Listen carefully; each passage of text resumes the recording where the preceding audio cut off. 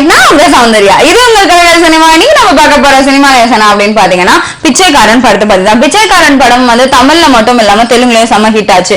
அதாவது இந்த அளவுக்கு ஒரு படம் ஓடுமா அப்படின்ற அளவுக்கு வசூல குவிச்சுது அப்படின்னே சொல்லலாம். மட்டும் இல்லைங்க, இந்த படம் வந்து தெலுங்குல பாத்தீங்கன்னா வந்து 18 கோடி வசூல் வரைக்கும் சம்பாதிச்சு கொடுத்திருக்கு அப்படின்னே சொல்லலாம். அதை தாண்டி வந்து இன்னும் 20 கோடி வரைக்கும் வசூலிக்கும் அப்படின்னு வந்து எதிர்பார்ப்போட இருக்காங்க எல்லாருமே. அது மட்டும் இல்லைங்க, இந்த படம் பாத்தீங்கன்னா வந்து 50 நாட்களை கடந்து போயிட்டு இருக்குல்ல, அதனால வந்து அந்த படத்துக்காக ஒரு பிரம்மாண்டமான விழா ஒண்ணு செய்ய போறாங்களாம்.